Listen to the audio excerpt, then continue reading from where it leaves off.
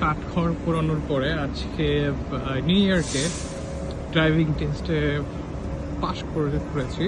তো হয়তো আপনাদের কাছে মনে হতে পারে এটা এত সিগনিফিকেন্ট কি এমন জিনিস সেটার জন্য এত আল্লাহতে আটখানা হওয়ার কি আছে। আর যারা আমরা নিউ ইয়ারকে ড্রাইভিং টেস্ট দিয়ে কয়েকবার ফেল করেছি আমরা জানি যে আসলে বিষয়টা কতটা পেইনফুল, কতটা টু সাম এক্সটেন্ট লজ্জার এবং কি বলবো মানে কনফিডেন্সটাকে শেষ করে দেয়। আমি জানি না সবার ক্ষেত্রে এটা হয় কি না, বাট আমার ক্ষেত্রে যেটা হয়েছে আমি ড্রাইভিং টেস্টে ফেল করার পরে আমি 2বার চেষ্টা করেছি এর আগে। শুধু টেস্টে যে ফেল করেছি বিষয়টা এরকম না, আমি চালাতেই ভয় পাইতাম। তো আমার মধ্যে একটা দুর্বলতা কাজ করতো, এই বুঝি গাড়ি লেগে গেল, এই বুঝি আর একটা ভুল করে ফেললাম। তো এইটার কারণে আমার কনফিডেন্স খুবই কম ছিল এবং ওই ড্রাইভিংয়ে কনফিডেন্স কম থাকার কারণে ফেল করার কারণে আমি এটা আমার ব্যক্তি জীবনে অন্য জায়গাগুলোতে কনফিডেন্স ইম্প্যাক্ট করছিল, লাইক হোয়াটএভার। তো আমি বিষয়টাকে খুবই চ্যালেঞ্জিং হিসাবে নিই বা এনি হাও এইটাকে পাস করতেই হবে।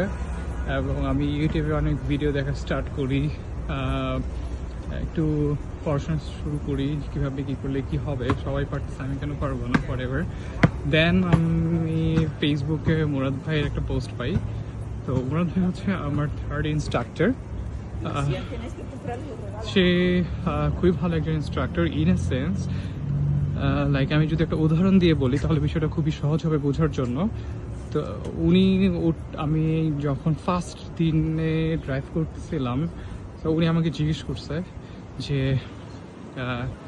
টার্ন নেওয়ার ক্ষেত্রে আমার টার্নটা খুবই স্লো ছিল, রাইট টার্ন খুব স্লো ছিল। তো আমাকে জিজ্ঞেস করছে যে বল আপনার টার্ন কত ছিল, টার্নের স্পিড কত ছিল।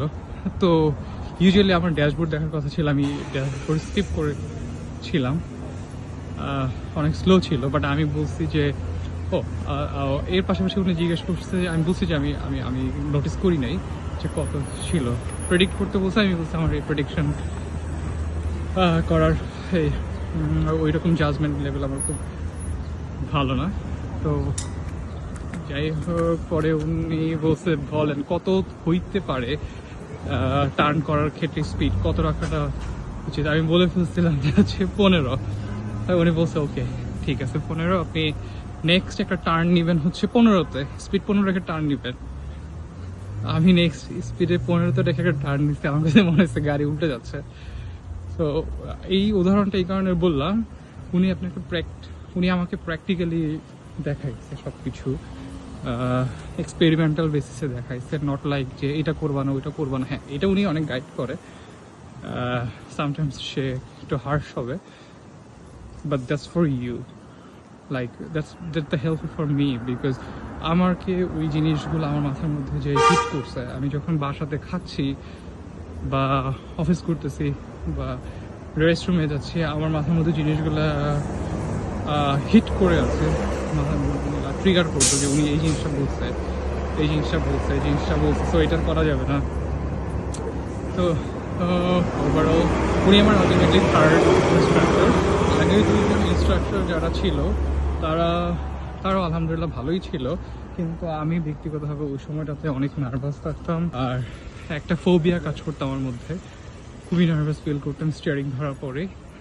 সো মোটামুটি সবাই কিছু না কিছু অবদান আছে আজকে পাস করার পেছনে, বাট আমি আমি আমি সিগনিফিকেন্টলি মুরাদ ভাইয়ের কথা বলবো এই কারণে